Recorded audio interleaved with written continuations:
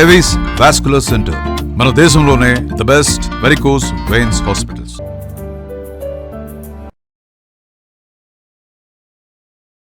నమస్తే రమగారు. నమస్తే రమగారు, మనము కొన్ని నావెల్స్ కూడా చెప్పుకున్నాం కదా, ఏదైనా ఒక మంచి నావెల్ తీసుకుందామండి ఈరోజు. మనం ఫస్ట్ చెప్పింది మనసులోని మనసు మాలతీ చంద్రుడు గారు. అవును, మాలతీ చంద్రుడు గారు సద్యోగము మేఘాల మేలి ముసుగులో కూడా చెప్పుకున్నాం మనం. మాలతీ చంద్రుడు గారు వంటలు పిండి వంటలకు అయితే మేము బాగా పట్టుకొని మరీ అన్ని బజాయి చేస్తుంటాం, చాలా బాగుంటుంది అని. మాలతీ చంద్రుడు గారివి ఇంకా కొన్ని నావెల్స్ ఉన్నాయి జయ. మీరు ఇంగ్లీష్ నుంచి తెలుగు ట్రాన్స్లేట్ చేసినా కూడా అద్భుతమైన ఇంగ్లీష్ నావెల్స్ ఉన్నాయి.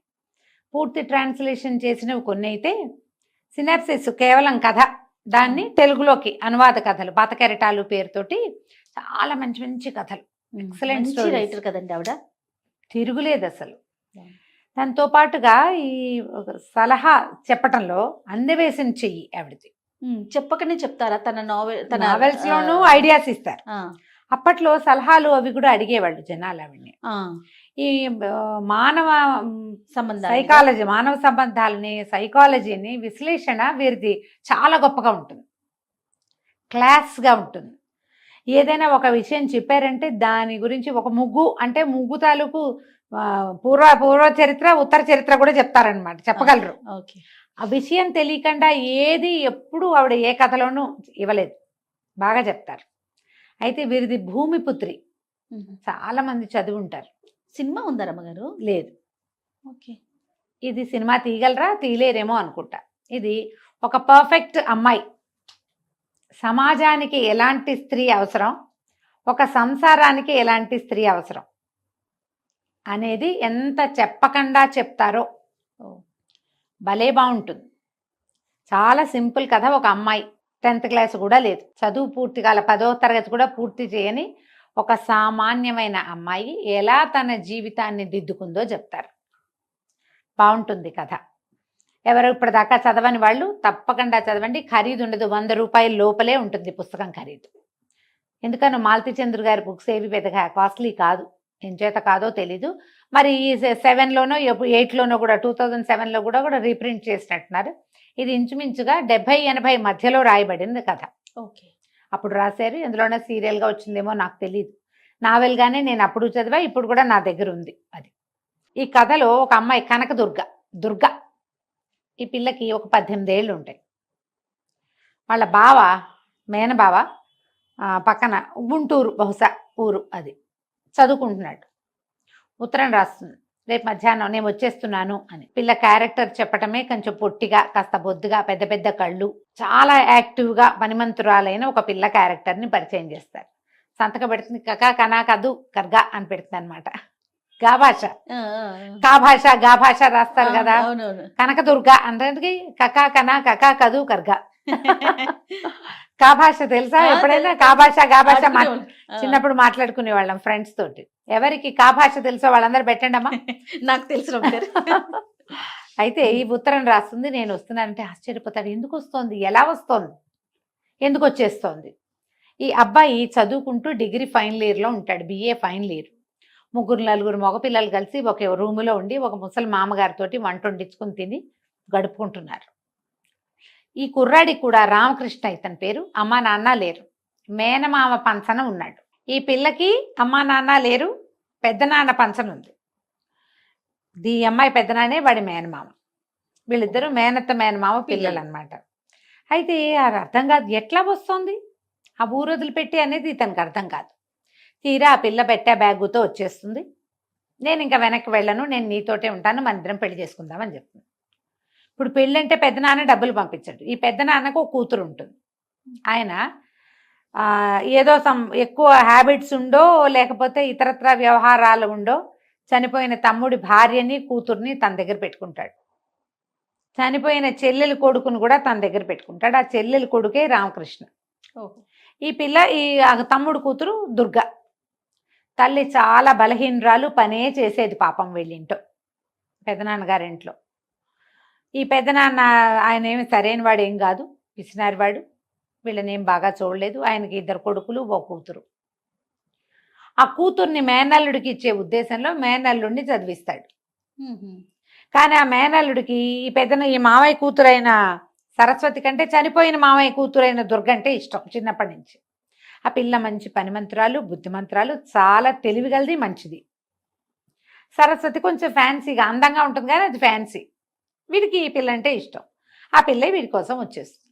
పెద్దనాన్న వాళ్ళు ఊరెళ్ళారు, 4 రోజులు రారు.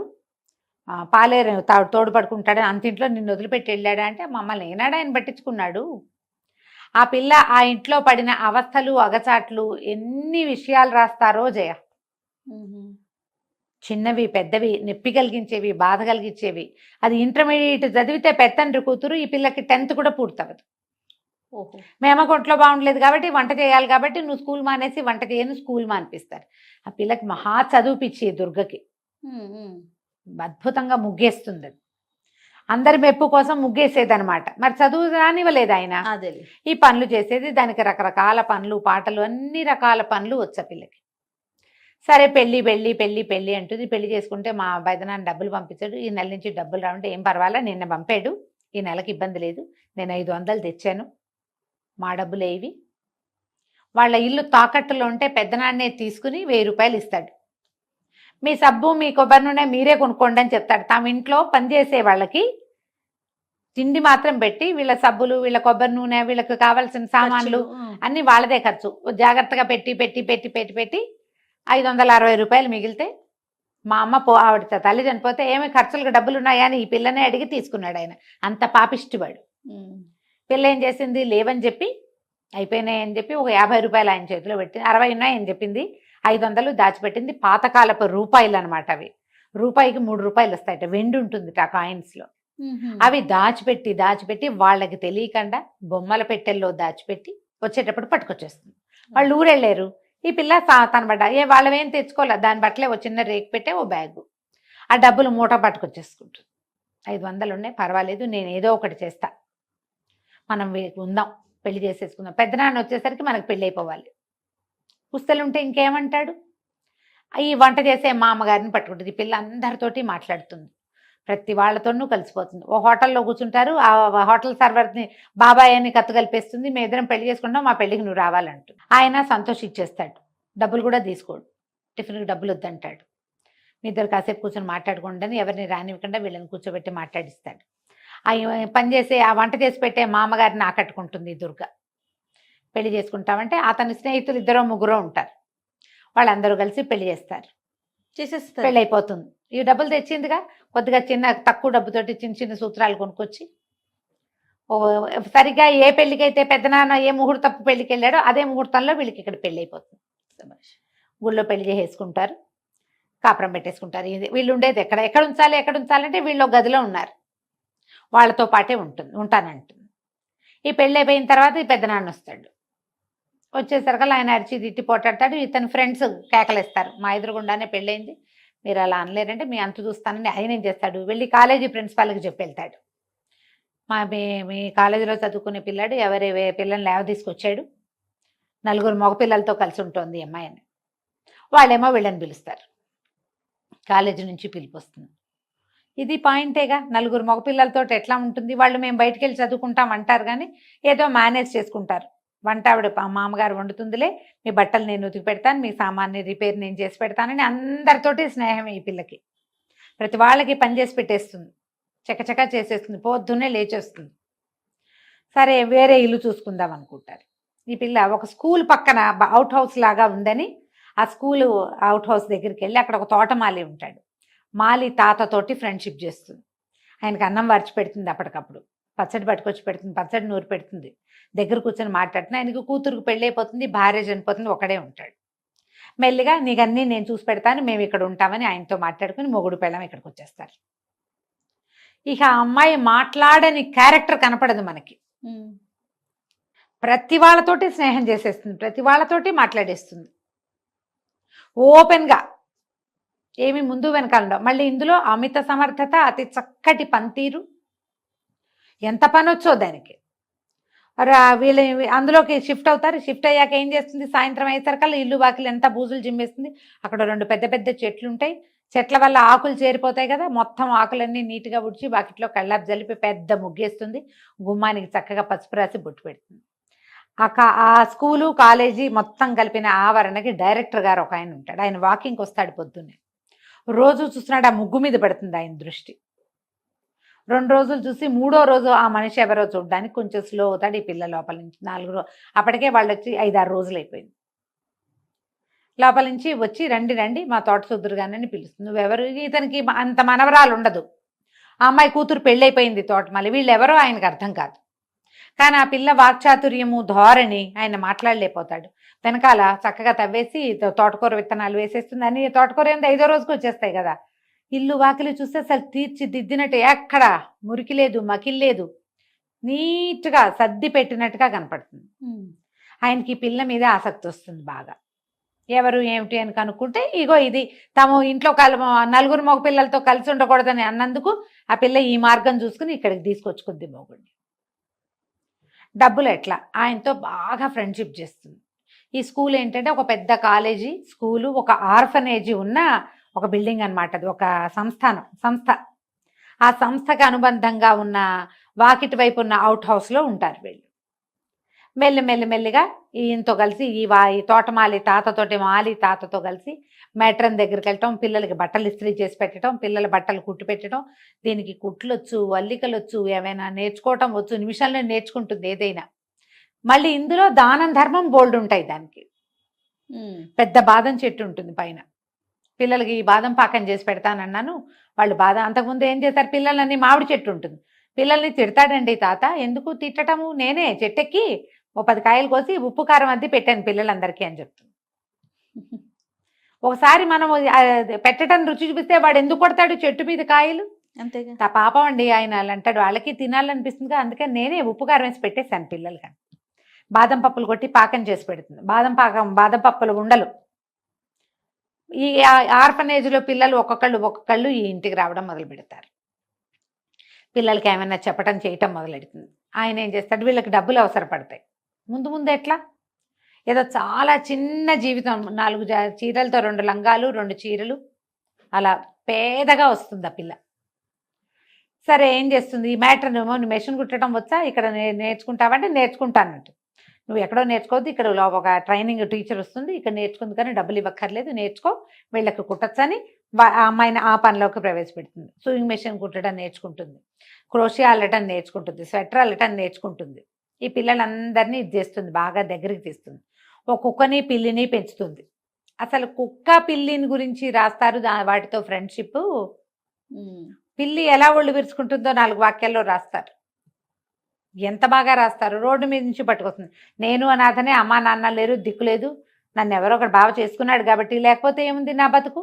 ఇది కూడా అలాంటి అనాథనే ఒక కుక్కను తెచ్చేసుకుంటుంది. ఒక పిల్ల, ఓ పిల్ల, ఆ చెట్ల మీద ఉండే పిట్టలు, ఈ ఆర్ఫనేజ్లో ఉన్న పిల్లలు. అక్కడి నుంచి ఆయన ఏం చేస్తాడు, డైరెక్టరు. కాలేజీ అయిపోతే వీడికి, ఈ అబ్బాయికి కాలేజీ లోపల పనులు ఉన్నాయి, మరి కొన్ని ట్యూషన్లు చెప్పాలి, తర్వాత ఏమో సూపర్వైజర్ పని ఒకటి కావాలి, లోపలంతా పనులు చేస్తారు. ఆ పని అంతా చేస్తే కనుక నీకు నెలసరి జీతం వస్తుంది, మీరు ఇక్కడ ఈ రోడ్డు మీద ఉండక్కర్లేదు, దీనికి అవుట్ హౌస్ ఒకటి ఉంది లోపల ఆర్ఫనేజ్కి అనుబంధంగా లోపలికి, మీరు అక్కడికి షిఫ్ట్ అవ్వండి అంటాడు. సరే, దానికి ఇక్కడే ఇదే లోపల ఇంకా కొంచెం లోపలికి వెళ్తారనమాట. ఈ వాకిలు వదిలిపెట్టి అక్కడికి వెళ్తుంది. ఈ రోజువారీ అమ్మాయి వేసే ముగ్గు అన్నీ చూస్తూ ఉంటారు. క్రమంగా ఈ పిల్లలతోటి ప్రతి పండగ చేయిస్తుంది. వినాయక చవితికి పండగలు, వినాయక చవితికి వినాయకుడి విగ్రహాలు చేయటం. ఆ కాలేజీలో ఉన్న పిల్లలు, ఏమిటి మీరు వినాయకుడి విగ్రహాలు చేస్తారట కదంటే, నేను పిలిచాను, నాకు అంత బాగా చేయటం రాదు, మీకొచ్చా అని వాళ్ళతో ఫ్రెండ్షిప్ కలిపేసి వాళ్ళతో కూడా చేయించేసి. ఇంతలో ఈ పిల్ల కాస్త కడుపుతూ ఉంటుంది.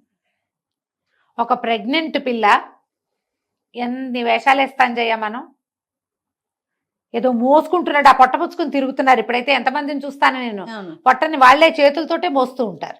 అసలు ఏం ముట్టుకోకర్లేదమ్మా పొట్టని. ఏదైనా ప్రెషర్ వస్తే, ఏదైనా అదురు వచ్చినప్పుడు, లేకపోతే ఆ పొట్టని 2 చేతులతో మోసుకునే తిరుగుతూ ఉంటారు. ఆ అమ్మాయి చెట్టు కూడా ఎక్కుతుంది.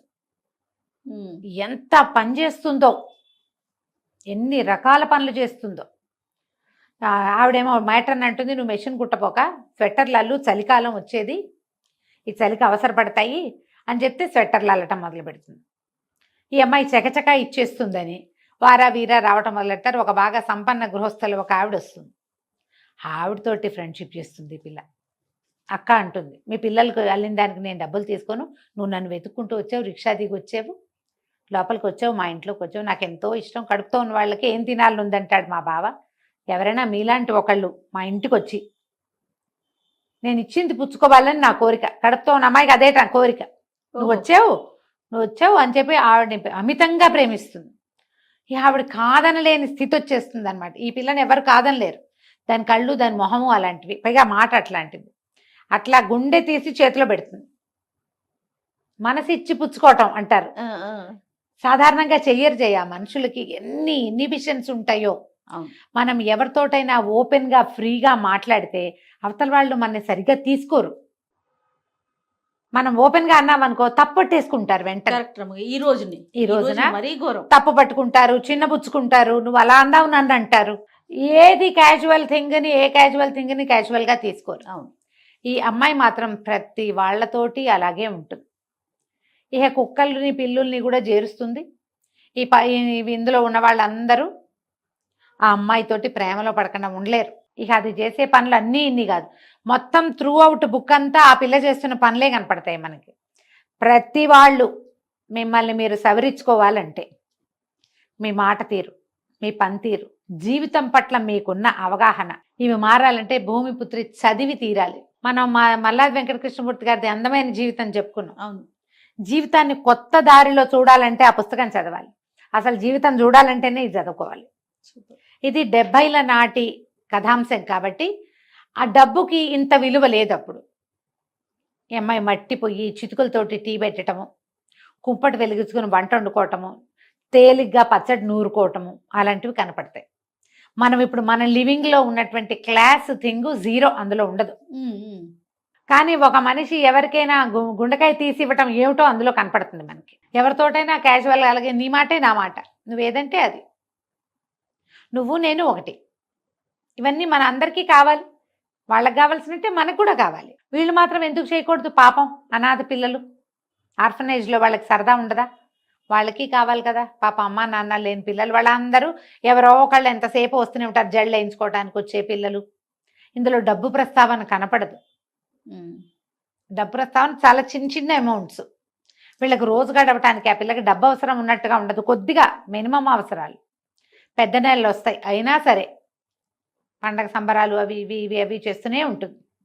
కోరల పున్నమి చేస్తుంది. కోరల పున్నమి అంటే మనం చెప్పుకున్నట్టున్నాం కదా, కుక్కలకి కొరికి రొట్టెలు వేస్తారన్నారు, అది కనపడుతుంది. ఈ సంజీవరావు గారి డైరెక్టర్ ఒక క్యారెక్టర్ని చూపిస్తాం కదా, ఆయన మొట్టమొదటి టీ తాగుతాడు వీళ్ళింటూ. ఆయన కోసం అని ఒక గాజు గ్లాస్ పెట్టుకుంటుంది, తన కొడుక్కి ఆయన పేరు పెట్టుకుంటుంది. ఆయనకు ఒక కుర్చీ చేయిస్తుంది ప్రత్యేకంగా. ఆయన ఎందుకు కుర్చీ చేయిస్తా, వద్దు మా కుర్చీ ఇక్కడ వేయిస్తాను, మీకోసమే మీరు వచ్చినప్పుడల్లా నుంచుంటున్నారని అంటుంది. ఆయనతో చాలా స్నేహం కలుపుతుంది. ఆయనకి ఈ అమ్మాయి ధోరణి ఇవన్నీ తన చిన్నప్పుడు తన అమ్మమ్మ గారింట్లో తను అనుభవించడం గుర్తొస్తాయి. ప్రిన్సిపల్కి కూడా బాగుంటుంది. వాన వస్తాయి, పిల్లలందరితోటి కాగితం పడవలు చేయించి వేయిస్తుంది నీళ్ళలో, సరదాలు. తనే కూర్చుని చేస్తుంది, బొమ్మలు ఆడిస్తుంది పిల్లలతో, ఎన్ని రకాల ఆటలు ఆడిస్తుందో, చెట్లు పెట్టిస్తుంది, మొక్కలు పెట్ట. ఈ లోపల ఏమంటే ఒక చెట్ల పండుగ వస్తుంది, మొక్కల పండుగ, మంత్రి గారు ఏదో పెట్టెళ్తారు, ఆ మొక్కలు నాటడం కూడా పిల్లలందరితో నాటిస్తుంది. ఎవరి మొక్కను వాళ్ళే చూసుకోవాలి. అసలు ఆ చెట్టుని ప్రేమించటం, ఆ జంతువుని ప్రేమించడం, ఎదుటి వాళ్ళని ప్రేమించడం ఏమిటో అడుగడుగునా చూపిస్తుంది ఆ పిల్ల, అడుగడుగునా కనపడుతుంది. సరే డెలివరీ అవుతుంది, హాస్పిటల్కి వెళ్తారు. ఆ డాక్టర్ తోటి సంబంధ బాంధవ్యాలు కూడా భలే వింతగా రాస్తారు. డాక్టర్కే ఆశ్చర్యంగానే ఉంటుంది, పిల్ల ఏమిటి ఇలా ఉందని. దాన్ని చూడడానికి గుంపులు గుంపులుగా జనం వస్తూనే ఉంటారు. మరి ఎంతమందితో ఈ అమ్మాయి సంబంధ బాంధవ్యాలు కలిగి ఉంది? అందరూ వస్తారు. మళ్ళీ కాలేజీలోంచి స్టూడెంట్స్ వాళ్ళు వస్తారు. ఆ బాగా డబ్బులున్న సుజాత గారు కూడా వస్తుంది, తోటమాలి వస్తాడు, ఆ హాస్టల్ నుంచి పిల్లలు వస్తారు. 5వ రోజున ఎప్పుడో ఇంటికి పంపిస్తుంది పిల్లాడిని. పిల్లాడికి ఒక ఉయ్యాల అన్నీ ఏర్పడతాయి. ఆ సుజాత పంపిస్తుంది అనమాట, ఒక ఉయ్యాల పంపిస్తుంది, ఒక మంచం తెచ్చి పెడతారు.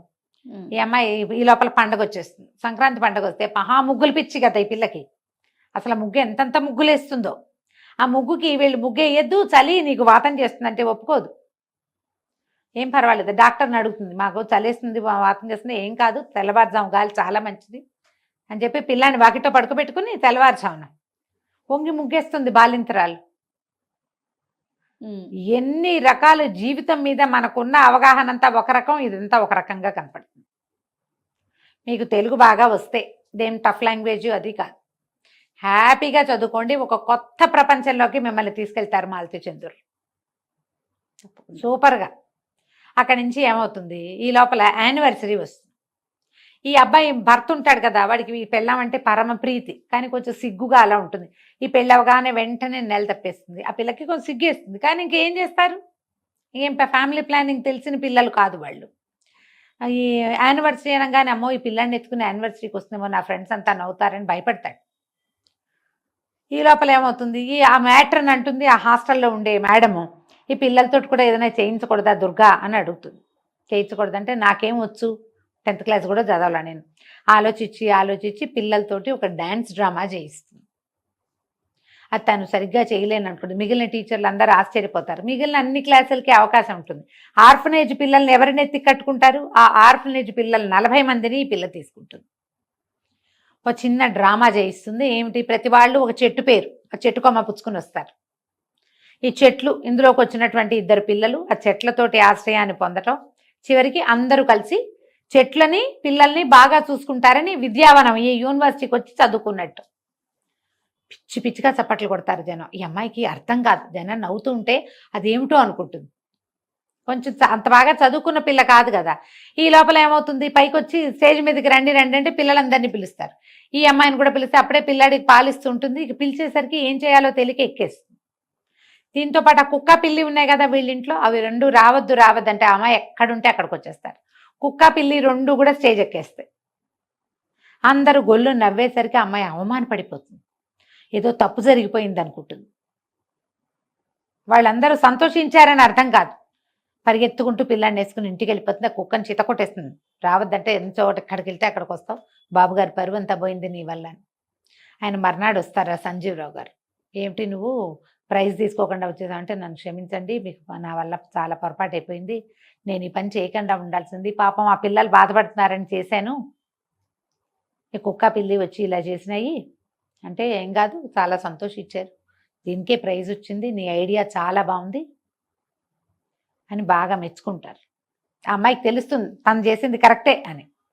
అందరికీ ఆశ్చర్యంగానే ఉంటుంది. ఈ మామూలు అమ్మాయి ఈ పండగలు పబ్బాలు నడిపిస్తుంది, సంక్రాంతి పిల్లలందరితో గొబ్బిళ్ళు పెట్టిస్తుంది. గొబ్బిళ్ళు పెట్టడం, గోరింటాకులు పెట్టడం, గొబ్బి పిడకలు తట్టడం, ఆ పిడకలతోటి మళ్ళీ భోగిమంట వేయటం అన్నీ ఇక ఒకటి వదిలిపెట్టదు. అక్కడ ఉన్న ఆ సంవత్సరంలో ఆ పిల్లాడి కనే లోపల ఎన్ని చేయిస్తుందో వాళ్ళతోటి జీవించడం నేర్పించేస్తుంది అక్కడ ఉన్న గుంపుకి.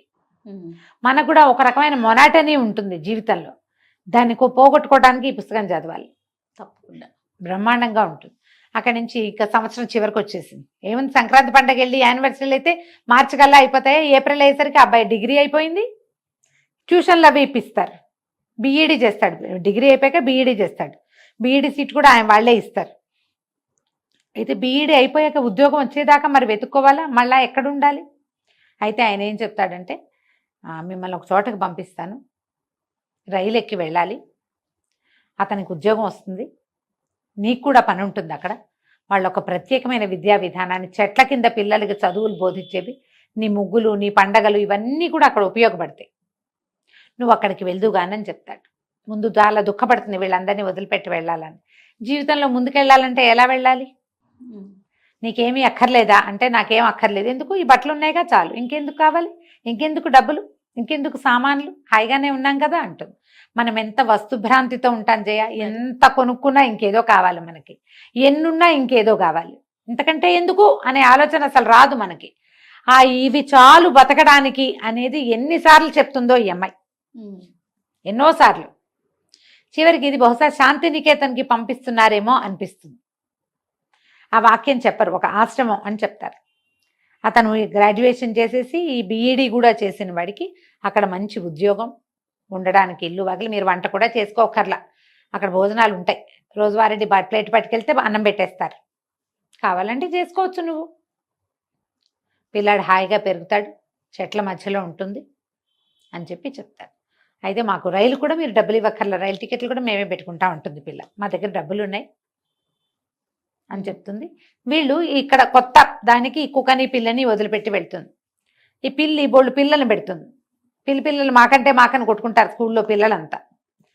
ఒక్కొక్క రూమ్కి ఒక్కొక్క పిల్లని చొప్పున పంచుతారు. ఓహో. మరి కావాలి కదా, నా కుక్క పిల్లని మీకు అప్పచెప్పి వెళ్తున్నానంటే ఏమక్కర్లేదు, నీ పిల్లలు ఉన్నారు కదా, వాళ్ళే చూసుకుంటారు వాటిని, హాయిగా వదిలిపెట్టేసి నీ దారిని నువ్వు వెళ్ళమంట. ఈ పిల్ల చెట్టు ఎక్కుతుంది, కూరలకు వస్తుంది, గింజలు వేస్తుంది, మొక్కలు పెడుతుంది, గొప్పులు తవ్వుతుంది, ఏ మొక్క ఎలా పెట్టాలో చెప్తుంది, ఏ పండగ ఎందుకు చెయ్యాలో చెప్తుంది, పండగ ఎందుకు చేసుకుంటున్నావు ఎలా చేసుకోవాలో చెప్తుంది, ఎంత సింపుల్గా పండగ చేసుకోవచ్చో చెప్తుంది. ఎవరితోటైనా ప్రేమగా ఉండటానికి ఏమిటో అక్కర్లేదు, లోపల ఒకటి ఉంటే పదార్థం చాలని చెప్తుంది. త్రూ అవుట్ ద నావెల్ ఆ దుర్గ అట్లా కంటి ముందు కదులుతూ ఉంటుంది మనకి. ఒక అమ్మాయి దానికి సరి అయిన అవగాహన ఉంటే తనతో ఉన్న వాళ్ళందరినీ ఎంత సంతోషంగా ఉంచగలుగుతుందో అది కనిపిస్తుంది. అది సమాజానికి ఇలాంటి అమ్మాయిలు కావాలి, ఒక సంసారానికి ఇలాంటి అమ్మాయి కావాలి. వాళ్ళ దగ్గర ఏం లేదు, అబ్బాయి డిగ్రీ ఫైనల్ ఇయర్లో ఉన్న అబ్బాయి, వాడికి ఉద్యోగం వచ్చేదాకా వాడు దేనికి వెతుక్కోకుండా ఉంచుతుంది. వాడికి ఉద్యోగాలు వచ్చేస్తాయి, వీళ్ళతో వాళ్ళతో మాట్లాడి అది ఎక్కడో చోట వాడికి ఒక పని కుదిరిచేస్తుంది. అతనేం పెద్దగా ట్రై చేయడు, అన్నీ ఎంఐఏ చేస్తుంది. ఈ అమ్మాయి వల్లే కుదురుతాయి అవన్నీ. అతనికి ఏం ప్రిజడీస్ ఉన్నట్టుగా అట్లా చూపించరు. ఓహో. సాఫ్ట్గా భార్య వెనకాల ఉంటాడు, మంచిగా ఉన్నట్టే కనపడతాడు. కథ బ్రహ్మాండంగా ఉంటుంది. భూమి పితృపుత్రి కొనుక్కుని చదవండి, ఆన్లైన్ దొరుకుతుంది మీకు. నవోదయ లాంటి బుక్ స్టోర్స్ అన్ని చోట్ల కనిపిస్తుంది. మాలతీ చంద్రు గారి పుస్తకాల కోసం చూస్తే ఈ భూమిపుత్రి కనిపిస్తుంది. చదవండి, చదివించండి. తప్పకుండా. నమస్తే. నమస్తే.